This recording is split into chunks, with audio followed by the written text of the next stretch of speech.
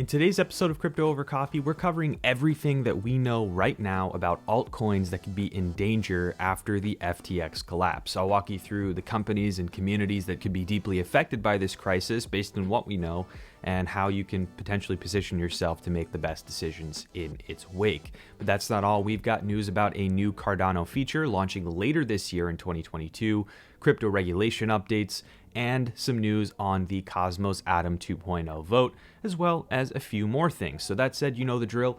Grab yourself a coffee, make sure that you are subscribed or following the podcast, and stick around for the whole episode. And thank you to Red Rooster for the coffee today. Now, it is official.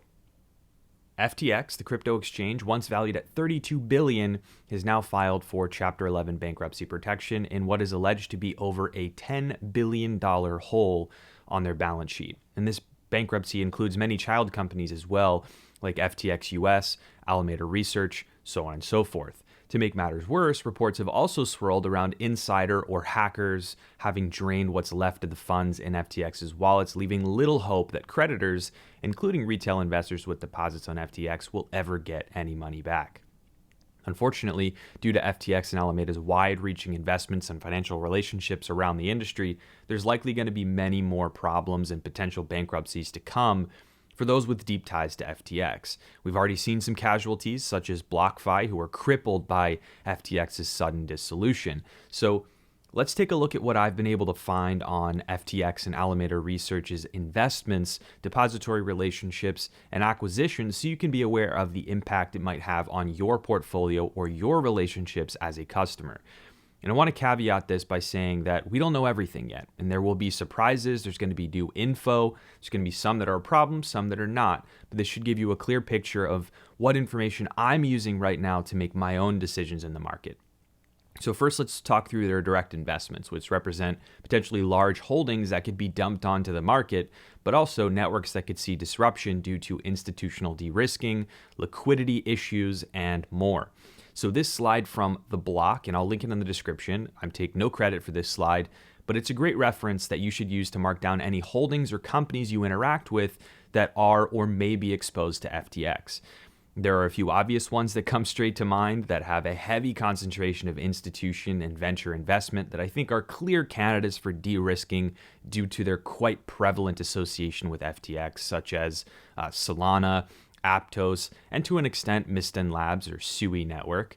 And those are not the only ones that might feel the effects of this, with other investments that you see here like Refinance, Lido, Coral, and Mina as notable names amongst the list of investments.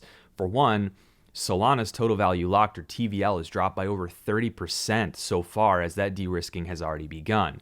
And I mean, this slide has quite a few names on it: Immutable, Composable Finance, Sunday Swap.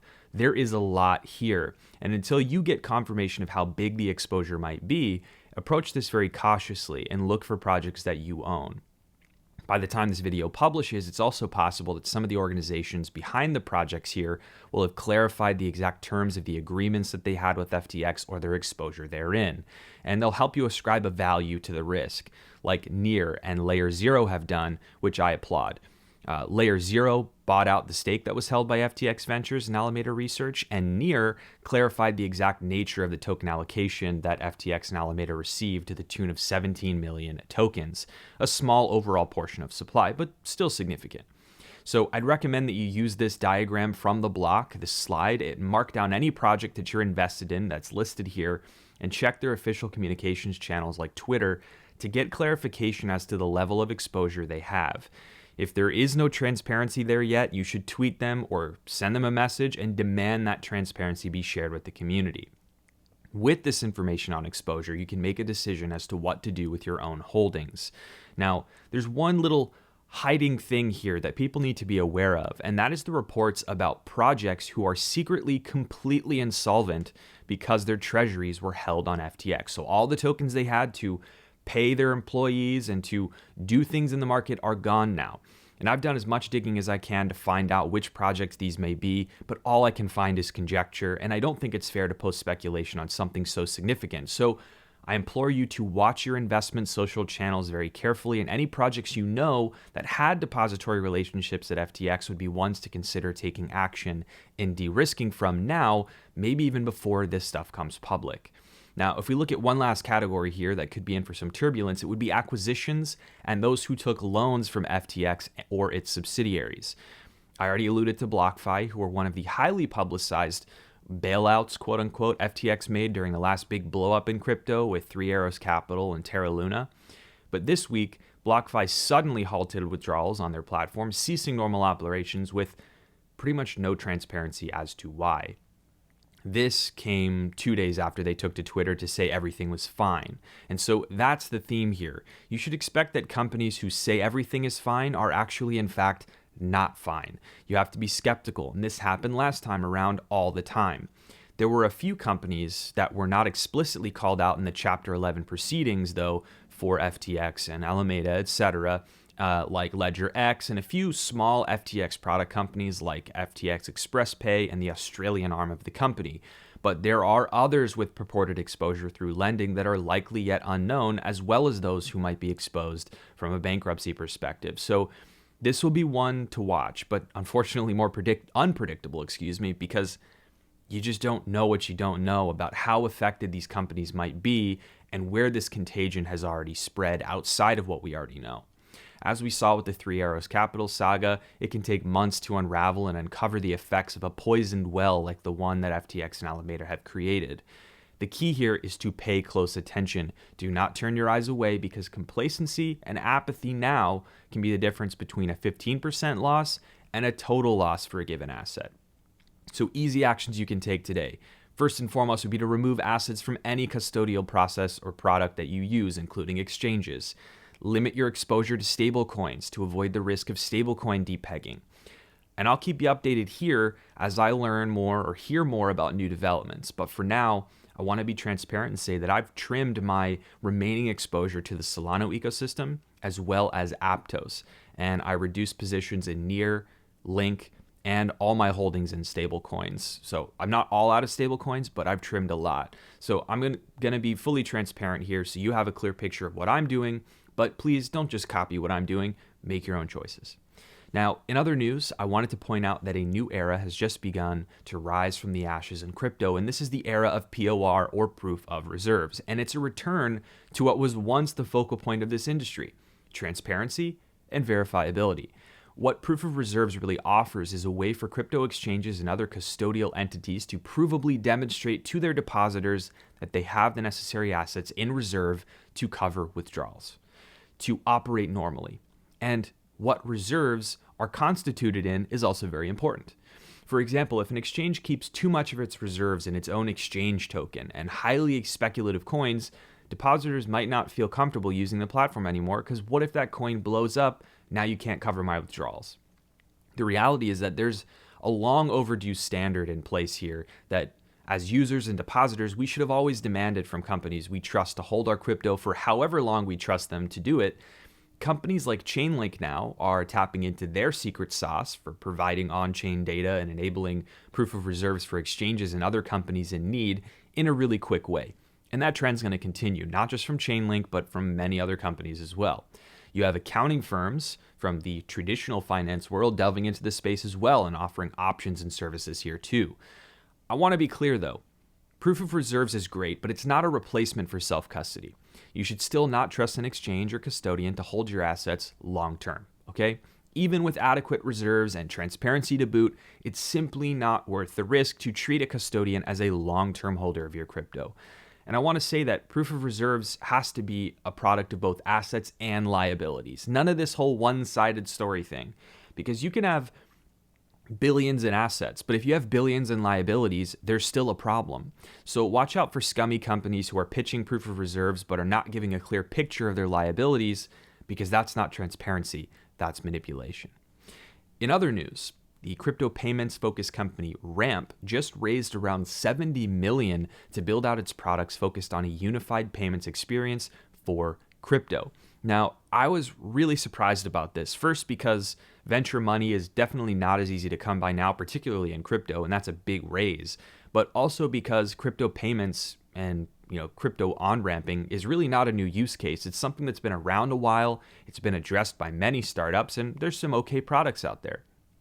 That said, when I read up on Ramp's vision here, and I got to actually dive a little deeper into their products, I started to understand why they got as much interest and capital in this Series B raise. With a focus on e-commerce, Ramp provides a non-custodial payments platform that allows users to on-ramp from fiat currency to crypto in a simple flow that supports many forms of payment methods. Therefore, a business could use Ramp to cover all of its crypto payment rail needs all in one place, and to do so in a way that does not require any custody of user assets. This idea is not necessarily new, but execution is everything. Idea versus execution. And I've used some truly horrendous crypto on-ramps myself, to be honest, using them to buy ETH inside a wallet to test, and it can really kill the whole experience. It makes you just want to leave the app and not use it again. So Ramp is clearly onto something because I poked around their site and docs, and it seems like a really well-built product, and it seems like it works intuitively for once. So we'll see what they do with this new injection of cash. And actually, speaking of payments as well, Cardano just released a short blog about a new feature and offering in their ecosystem that is focused on payments due later this year.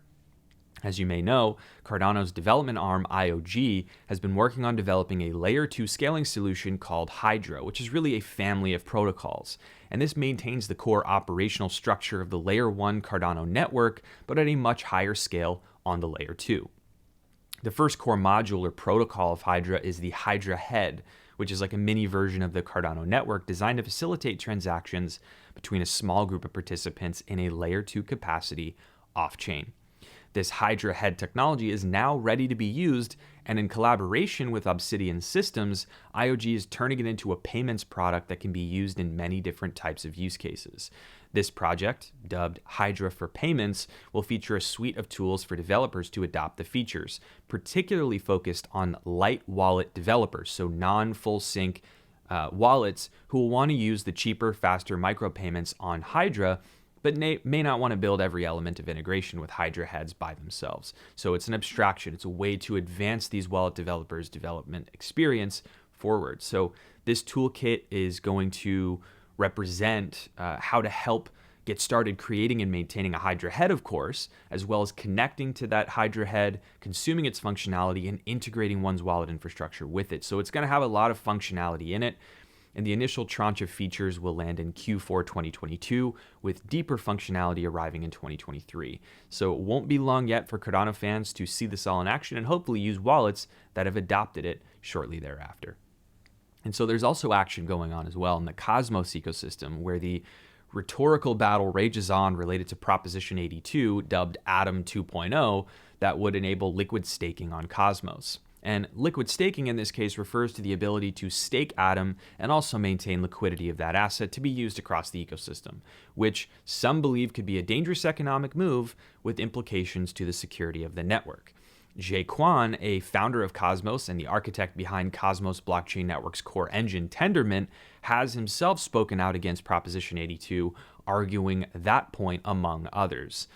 Kwon, who has been at the center of conflict with his co-founders of Cosmos in the distant past, and that is the past, is asserting now that Atom 2.0 sets a dangerous precedent in minting new Atom supply to a treasury that is controlled by a select few, a select committee, and further, that these changes are being bundled together in one large nebulous paper rather than voted on individually upon each feature's merit and risk profile.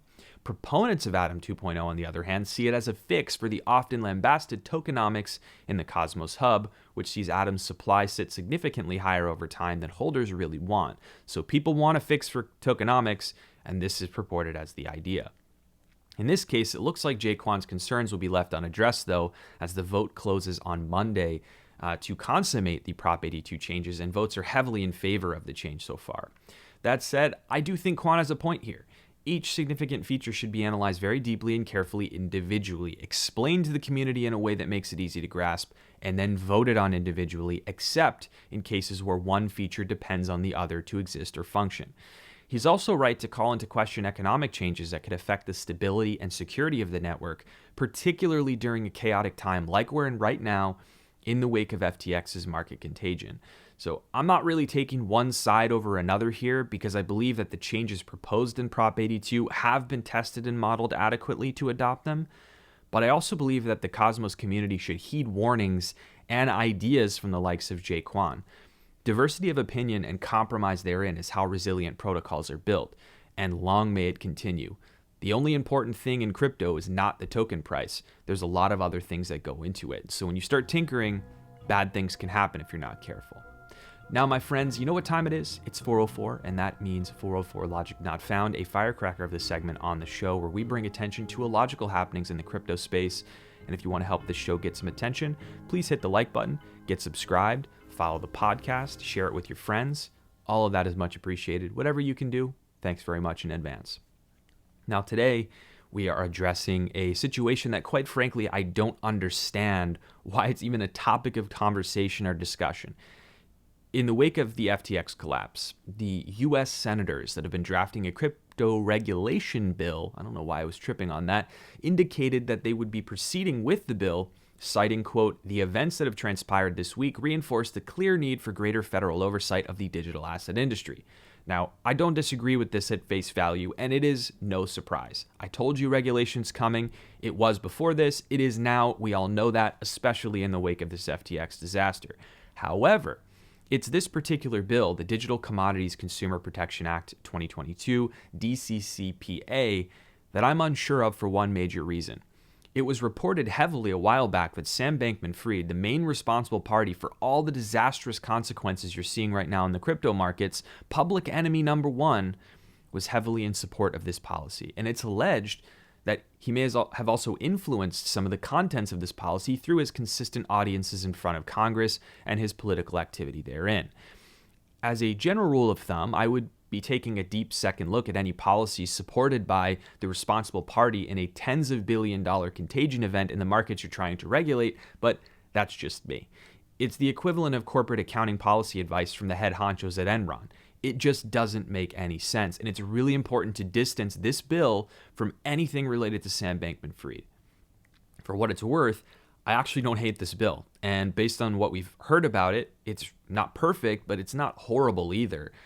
However, since this bill is in pre-published state, there's still plenty of time to solicit feedback from industry players who actually understand this space and may have insight into how Sam Bankman-Fried and his clown crew blew everything up, and to also distance this bill from any association with Sam Bankman-Fried in any of his companies, products, or people. It is simply illogical to leave that whole elephant in the room unaddressed. And after several Senate hearings that Sam Bankman-Fried had attended, it's not unreasonable to worry that policy could be influenced by things that were said by him in those hearings. And worse yet, that this bill would further be drafted without any further perspective from those who understand the crypto space as a whole because of how all this has transpired. Are they going to no longer want to solicit opinions from people in the industry because they got burned by Sam Bankman-Fried? At the end of the day, regulation's coming whether we like it or not. So we must all hope that there is room in this process for sensible compromise to be made that will support innovation, but leave no room or little room for a repeat of the silent disaster that was FTX. So let me know in the comments what your thoughts are around crypto regulation, not just in the United States, because the US isn't the only country in the world, right? Wherever you live, tell me what you think. What's going on there? What are your politicians thinking? What do you think the right answers are? Let me know in the comments, and I would love to read them and understand folks' perspective. So with that, folks, today, that is it for Crypto Over Coffee. I really appreciate you joining and checking out this episode. If you got some time to stick around, I do have a really, really concise video that talks about all the stuff that's going on related to FTX, what happened in a way that's easy to understand, as well as some updates as well on that library case with the SEC. That was in last week's episode, so I'm going to link that in the description of this episode of Crypto Over Coffee. But most of all, I want to wish you and your family a wonderful week ahead. And until next time, cheers.